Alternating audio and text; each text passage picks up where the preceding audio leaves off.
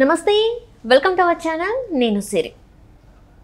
AG Ponnavolu Sudhakar Reddy గారు అయితే కొన్ని వ్యాఖ్యలు చేశారు. ఏంటంటే జగన్మోహన్ రెడ్డి గారితో తను కూడా ఫారెన్ టూర్కి అయితే వెళ్ళడం జరిగింది. అక్కడ ఒక మీటింగ్లో తను జగన్మోహన్ రెడ్డి గారి గురించి కొన్ని వ్యాఖ్యలు అయితే చేశారు. అవి కొంచెం ఆలోచింపజేసేలాగా ఉన్నాయి. అంటే ఏంటి, ఒక అడ్వకేట్ జనరల్ స్థాయిలో ఉండి వైసీపీ కార్యకర్తలాగా మాట్లాడడం, అంటే ఒక నేతలాగా మాట్లాడడం, పొలిటీషియన్ లాగా మాట్లాడడం, ఇవన్నీ చూస్తుంటే కొంచెం వేరేలాగా అనిపిస్తుంది. అసలు ఏం జరిగింది ఆ మీటింగ్లో, పొన్నవోలు గారు ఏమేమి మాట్లాడారు అనేది మనకు వివరించడానికి మనతో పాటు ఉన్నారు Janasena official spokes person Srinivas గారు.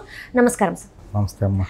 సార్, ఇప్పుడు చూస్తున్నట్టయితే అడ్వకేట్ జనరల్ ఆ స్థాయిలో ఉండి జగన్మోహన్ రెడ్డి గారితో ఫారెన్ టూర్లో వెళ్ళి అక్కడ జరిగిన ఒక మీటింగ్లో తను మాట్లాడిన కొన్ని వ్యాఖ్యలు, అవి ఎక్కడ కూడా ఒక అంత స్థాయిలో ఉన్న వ్యక్తి మాట్లాడినట్టు అనిపించలేదు. ఒక పార్టీకి కార్యకర్త మాట్లాడితే ఎలా ఉంటుందో అలాంటి మాటలు మాట్లాడడం జరిగింది.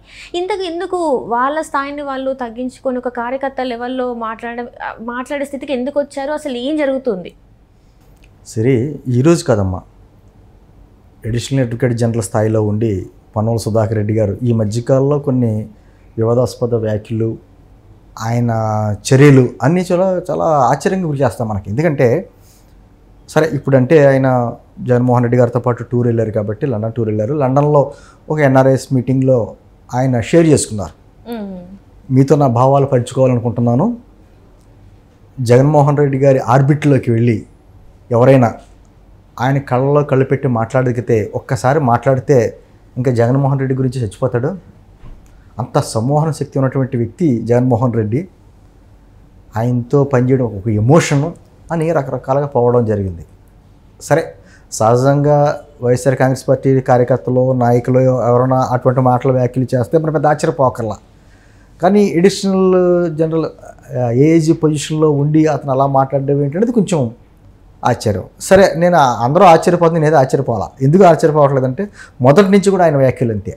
గతంలో ఒక ఇంటర్వ్యూలో కూడా మాట్లాడుతా, నాకు జన్మనిచ్చింది మా తండ్రి అయితే నాకు పునర్జన్మ ఇచ్చింది జగన్మోహన్ రెడ్డి అనే మాట్లాడుతా, అంటే అసలు వీళ్ళకి ప్రెస్ మీట్ పెట్టే రైట్ కూడా లేదు, కానీ ప్రెస్ మీట్లోకి వచ్చి మరి మాట్లాడడం అనేది అది వేరండి. అది యాక్చువల్గా ఒక ఇంటర్వ్యూలో మాట్లాడేది. అంతకుముందు మాట్లాడి జగన్మోహన్ రెడ్డి గారిపై తనకు ఉన్నటువంటి ప్రేమని పదే పదే వ్యక్తపరిచాడు. ఆయన నాకు జన్మ ఇచ్చిన తండ్రి అయితే పునర్జన్మ ఇచ్చిన జగన్మోహన్ రెడ్డి, నేను అతని గురించే పనిచేస్తాను, నేను మాస్కులు కూడా ఏం వేసుకోవాల్సిన పని ఏం లేదు, నాకు రాజకీయాలు పార్టీలతో సంబంధం లేదని కూడా అనుకో అవసరం లేదు అంత మాట్లాడడం, నాకు డైరెక్ట్గా నేను జగన్మోహన్ రెడ్డి గారికి సేవ చేయడానికి మాత్రమే ఉన్నానని చెప్పి మాట్లాడాడు. ఈయన ఎంత ప్రేమ చూపించాడో అదేవిధంగా 2019లో ఎప్పుడో జగన్మోహన్ రెడ్డి గారు మే 30 తారీఖున ప్రమాణ స్వీకారం చేశారో ముఖ్యమంత్రి అయ్యారో, ఒక 6 రోజుల్లోనే ఈయనకి అడిషనల్ ఏఏజీ పొజిషన్ ఈయనకి ఇచ్చారు. అవును సార్. అంటే షర్మిల గారు కూడా చెప్పారు, ఇది ఏమో ఏదో జరగడం వల్ల ఇది వచ్చింది అని చెప్పేసి. షర్మిల గారు చెప్పింది ఏంటి, గతంలో 2011లో సిబిఐ కేసులు ఏదైతే పెట్టారో జగన్మోహన్ రెడ్డి గారి మీద, ఆ పెట్టిన సందర్భంలో ఆ కేసులు వీక్ అవ్వాలంటే దాంట్లో ఆటోమేటిక్గా రాజశేఖర రెడ్డి గారి పేరు ఇన్వాల్వ్ చేయాలి, ఇన్వాల్వ్ చేస్తే కేసు వీక్ అవుతుంది అనేది చెప్పి రాజశేఖర రెడ్డి గారి పేరు సిబిఐ అధికారులు పెట్టకపోయినా జగన్మోహన్ రెడ్డి గారును పొన్నవోలు సుధాకర్ రెడ్డి గారు ఇద్దరు కలిసి ఆ కేసుల్లో మూడు కేసుల్లో ఇతన్ని రాజశేఖర రెడ్డి గారి పేరు పెట్టారని చెప్పేసి ఆవిడ వ్యాఖ్య చేసింది. అంటే ఇవన్నీ కూడా అంటే ఒక ప్రభుత్వానికి సంబంధించినటువంటి అడ్వకేట్ జనరల్ అతను మొన్న చంద్రబాబు గారు అరెస్ట్ చేసిన జరిగిన విషయంలో కూడా ఎంతో, అంటే నా అధినేత చెప్పాడు, మా నాయకుడు చెప్పాడు ఇమీడియట్గా అరెస్ట్ చేసాం, కాకపోతే కోర్టులు బెయిలిచ్చినాయి, ఎలా ఇచ్చేస్తాయి కోర్టులు, న్యాయ పరిధి దాటి ఇచ్చినాయి, చట్ట పరిధి దాటి ఇచ్చినాయి అనే మాటలు కూడా మాట్లాడాడు. అదే కాకుండా 17A చట్టం మార్చేసుకోండి లేకపోతే మీ ఇష్టం వచ్చినట్టు. అంటే ఒక విధమైనటువంటి అతనికి ఒక కోపం, ఆవేశం, అంటే మా నాయకుడు చెప్పిన పనికి వ్యతిరేకంగా జరుగుతుంది అనేటువంటి బాధ. ఆ సమయంలో కూడా ఆయన హైదరాబాద్ వచ్చి కావచ్చు, లేకపోతే ఢిల్లీలో కావచ్చు ప్రెస్ మీట్లు పెట్టాడు. చాలా విచిత్రం. ఎన్ని పరిణామాలు అన్నీ కూడా ఒక స్థాయి అధికారి, ఒక వ్యక్తి అయి ఉండి అతను ఈ విధంగా ఒక పార్టీకి సంబంధించి లేకపోతే ఒక జగన్మోహన్ రెడ్డి గారికి ఎంత ఇదిగా చేయాలా, అదే రైట్స్కి విరుద్ధం కదా సార్. అది రైట్స్కి ఇంకా వ్యవస్థలో ఏం లేవండి. ఇంకా జగన్మోహన్ రెడ్డి గారికి అనుకూలంగా అతని మెప్పు గురించి చేయడానికి ఎంతోమంది ఉన్నారు. పోనీ పేరు అంటారు అంతే అన్నారు, ఏమని మేము కుక్కల కంటే విశ్వాసం ఎక్కువ చూపిస్తా ఉన్నారు. పోనీ అతను రాజకీయ నాయకుడు కాబట్టి అతను అన్నారంటే అర్థం ఉంది.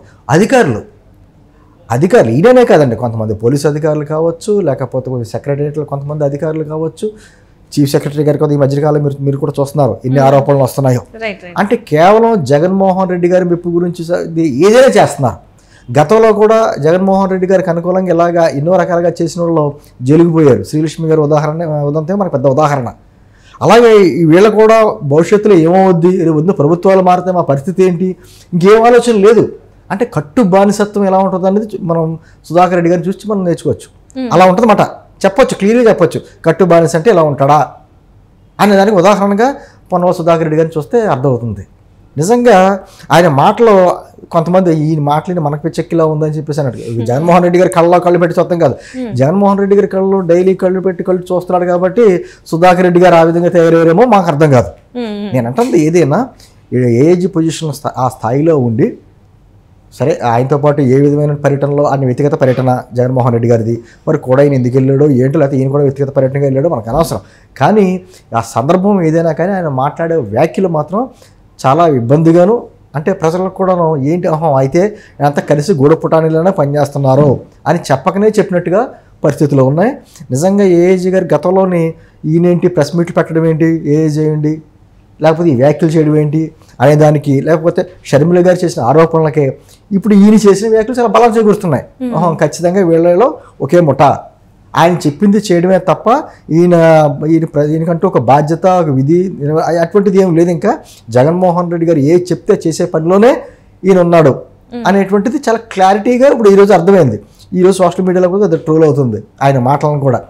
ఏంటిది ఇంత దారుణంగా మాట్లాడుతున్నాడు, ఆయన కళ్ళలో కళ్ళు పెడితే చూస్తాం ఏంటి, పిచ్చెక్కిపోతుంది ఏంటి, లేకపోతే అంటే జగన్మోహన్ రెడ్డి గారు ఏమైనా చేతబడులు చేస్తున్నాడా అంటే కళ్ళలో కళ్ళు పెట్టి చూడు అంటారు చూసారా, దాన్ని ఏమంటారో హిప్నటైజ్, అలాగే అటువంటి హిప్నటైజ్ చేస్తున్నారా చేసే వ్యక్తి, లేకపోతే ఏమన్నా బ్లాక్ మ్యాజిక్లో ఏమైనా తెలిసిన వ్యక్తి అన్నట్టుగాను వీళ్ళ వ్యవహార శైలి ఏంటంటే, అంటే వ్యవస్థలను ఏ విధంగా పాడు చేస్తున్నారని అందరూ కలిసి కట్టుగా ఒక గూడుపుటానిగా లేకపోతే ఒక బ్యాచ్గా అన్నదానికి ఉదాహరణ పొన్నవాళ్ళ సుధాకర్ రెడ్డి గారి మాటలు. కానీ ఇవి ప్రజాస్వామ్యవాదులు ఎవరో కూడా దీన్ని ఇచ్చారు, ఖచ్చితంగా ఖండిస్తారు. ఏంటి ఇటువంటి భాష అని చెప్పి. అంటే న్యాయ వ్యవస్థ కూడా మచ్చ. మెయిన్ న్యాయ వ్యవస్థ మనకి మిగతా వ్యవస్థలు ఏ విధంగా అయిపోయినాయి ఎలా అయినా పర్వాలేదు, కానీ న్యాయ వ్యవస్థ మీద కాస్త కోస్త మనకు నమ్మకం ఉంది. ఈ న్యాయాన్ని రక్షిస్తారా అనేది. ఈరోజు ఆంధ్రప్రదేశ్లో ఈ పరిస్థితులు ఇలా కూడా ఉన్నాయంటే కాస్త కోస్త న్యాయస్థానాల వల్లనే. ఎందుకంటే కోర్టు జగన్మోహన్ రెడ్డి గారికి వేసిన ముట్టుకెళ్ళి ఎవరికే ఇలా ఈ పొన్నవాళ్ళ సుధాకర్ రెడ్డి గారు లేకపోతే నిరంజన్ రెడ్డి గారు కొంతమంది ఉన్నారు. వారందరూ కూడా జగన్మోహన్ రెడ్డి గారిని అడ్డం పెట్టి కొన్ని కోట్ల రూపాయలు సంపాదించారని చెప్పేసి ఆరోపణలు కూడా ఉన్నాయి. ఎందుకంటే జగన్మోహన్ రెడ్డి గారి వలన బాగుపడింది ఎవరన్నా ఉందా అంటే జగన్మోహన్ రెడ్డి గారి కేసులు వాదించే న్యాయవాదులే. ఈ న్యాయవాదులు అంతా ఈ లాయర్లు వీళ్ళని పోషిస్తే సరిపోతుంది మొత్తం. అంటే ప్రజల సొమ్ముతో ప్రజా వ్యతిరేక నిర్ణయాలు తీసుకుని మళ్ళీ వారి మీదే కేసులు వేయించడానికి వీటందరినీ ఉపయోగించుకుంటున్నాడు. ఎంత విచిత్రం. ఇప్పటికైనా పొన్నవాళ్ళ సుధాకర్ రెడ్డి గారు మీకు గౌరవమైన స్థానంలో ఉన్నారు. నిజంగా జగన్మోహన్ రెడ్డి గారు భజనే చేయాలనుకుంటే చక్కగా ఆ పదవి కూడా రాజీనామా చేసి సజ్జల రామకృష్ణారెడ్డి గారి లాగా పార్టీలో జాయిన్ అయ్యి మీరు కూడా ఒక ప్రభుత్వ సలహాదారుగా ఏదైనా తీసుకుని చేసుంటే బాగుండేది. కానీ అవకాశం కూడా లేదు. ఎందుకంటే ఒక వారం రోజుల్లో ప్రభుత్వం మారుతుంది. మారిపోయిన తర్వాత మీ పరిస్థితి ఏంటంటే ఒకసారి ఆలోచించుకోండి, మీరు ఆత్మవిమర్శ చేసుకోండి. అదే మేము చెప్పదలుచుకున్నాం. అంటే ఇక్కడ చూసినట్టయితే సార్ ఇంత ఇదిలో ఉండి అంత స్టేజ్లో ఉండి ఇలాంటి మాటలు మాట్లాడుతున్నారంటే వాళ్ళ స్థాయిని వాళ్ళు తక్కువ చేసుకున్నట్ట, లేకపోతే వీళ్ళకి ఏమైనా వెనకాల నుంచి సపోర్ట్ ఉండడం వల్లనే ఇంత ధైర్యంగా వీళ్ళు మాట్లాడుతున్నారంట? సపోర్ట్ అని కదా, ఖచ్చితంగా సపోర్ట్ ఉండదని ఎదురుగుండా కనిపిస్తుంది. ఇదే జగన్మోహన్ రెడ్డి గారు తీసుకున్న ఏ నిర్ణయానికైనా ఆయన చెప్పిన సలహానికి ఆయన చెప్పిన మాటకి కట్టుబడి చేయడమే తప్ప వేరే పని ఏం లేదు వీళ్ళకి. అది చాలా స్పష్టంగా అర్థమవుతుంది. అంటే పార్టీ కార్యకర్తల్లో పనిచేస్తున్నారు తప్ప ఏ విధమైనటువంటి మనకు ఒక పదవిలో ఉన్నాం, బాధ్యతగా ఉన్నాం, ఒక న్యాయ వ్యవస్థ పక్కన ఉండాలని చెప్పేసి ఏం ఆలోచన లేదు ఇటువంటి వ్యక్తులకి. దాని తగ్గట్టుగానే జరుగుతున్నాయి. ఇదంతా వాస్తవం. అంటే జగన్మోహన్ రెడ్డి గారు చెప్తే చేసే విధంగా ఉంటే నిందా చెప్పినట్టు ఈ పదవులు వదిలేసి పార్టీలో చేయండి. మీరు ఎంత భజన చేసినా ఎంత చక్క భజన చేసినా జగన్ గారు జపం చేసుకున్నా ఉన్నా ఎవరు పట్టించుకోరు. కానీ మీరు చేస్తున్న పదవికే కళంకం తీసుకురావద్దు. అది మేము చెప్పదలుచుకున్నాం. Right, thank you so much sir.